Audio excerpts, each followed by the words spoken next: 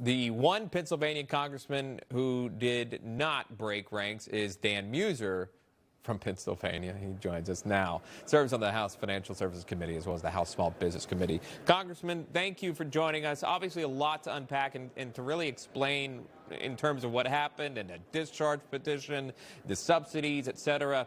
But can I get your thoughts there? When we saw the four Republican lawmakers voted on the side of Democrats on this discharge petition, what were your thoughts and maybe why that decision was made?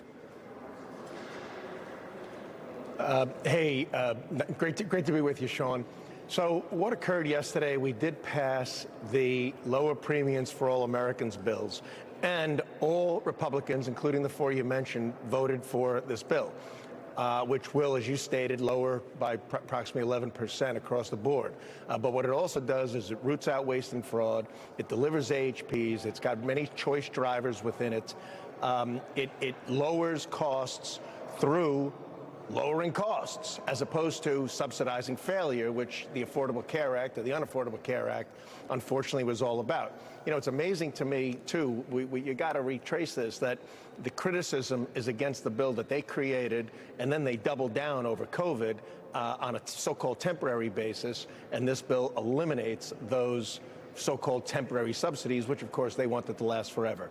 But the four, look, I don't know exactly what their plan was or their thinking, but the way I see it is they felt that the 3-year extension bill would give them time to fix it rather than the subsidies end December 31st.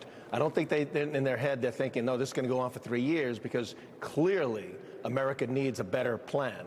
But this would, by it ending on the subsidies ending on the 31st, it's a shock, they felt, to many of their constituents, where that really couldn't have been bare, and it would be better off voting for this, extending it, which, by the way, it failed in the Senate once before, and having time over the next year to put in the corrective measures. Yeah. I believe in our bill. See, I have faith in the first bill, cutting costs, let's not subsidize failure. But they sort of looked at it as an insurance policy for a portion of their constituencies. Sure. That's my thoughts on it. You know, but just the optics alone, you know, because it does get a little bit in the weeds, what it looks like are these four Republicans are for government subsidies for Obamacare, end of story. You have to kind of dig into, well, they wanted the time so they can look at the reform, but on the surface, it looks like they're on the opposite end of where Republicans stand. Yeah. Go ahead. And it is all coming very sudden, right? So there is that. But and that I'm not a big fan of it happening so suddenly either. But again, I believe in our bill. We implement it. We execute it. Premiums will come down. Congressman Mike Lawler, one of the four who broke ranks by voting for the discharge petition, he called out both Speaker Mike Johnson and House Minority Leader Hakeem Jeffries for failed negotiations thus far. Watch this.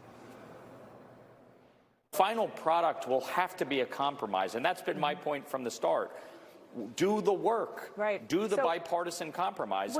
And frankly, Dana, this is important. Yeah. Both leaders have failed here because we don't have a bill on the floor, and Hakeem Jeffries is sticking with his 3 years or bust with no reforms. But so where's the middle ground, I guess, is my question. Does that exist? He calls Johnson a failure. Do you side with Lawler on that? No, Mike Johnson always has an open door. Mike is an outstanding speaker, and I don't say that lightly. Over the last couple of years, he continues to prove himself. Hakeem Jeffries, on the other hand, has no negotiating in him whatsoever, no compromise. His only focus is what's best politically, not what's best policy for the American people. He proves that time and time again, and he states falsehoods, and all he wants to do is extend the failed Obamacare for the next 3 years. That would be great for them. As a matter of fact, I don't even think he wants that. I think he wants to continue the issue, just to blame Republicans for higher premiums, so somehow that helps them in the elections next year. I wanted to pivot to this before we let you go. Vice President J.D. Vance, who paid a recent visit to your great state of Pennsylvania, he called out Democrats on the issue of affordability. Here's that. I'm a little surprised by when the Democrats talk all the time about affordability. Drugs have gotten more expensive. Housing's gotten more expensive. And you know what? They're right, and it was because of them. Why did housing get so expensive, double in price during the Biden administration? It's because Joe Biden let in 20 million illegal immigrants who took homes that ought by right go to American citizens and to the people of this great state. Delivering that address there in your home state, talk to me about that and the messaging that you've heard from the vice president. Or do you find yourself in line? Yeah. Absolutely. I thought J.D. laid it out in a very articulate way, real common sense, very relatable, and it was all the truth. Look, where the data is today versus where it was a year ago, even just this morning, we had a CPI at 2.6%, which was, nice to see. They had projections that were higher. We're doing things completely different than Biden did. They overspent by trillions. We're cutting spending. We are lowered taxes significantly for all Americans. They wanted to raise taxes. Their regulations were off the charts. They had an assault on domestic energy. We're bringing down energy costs.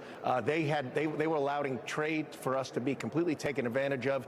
President Trump, even though it's been a little bit rough along the way, but now it's getting sustainable and certainty moving forward. So our path is about growth, and with growth comes surplus. With surplus over demand comes lower prices.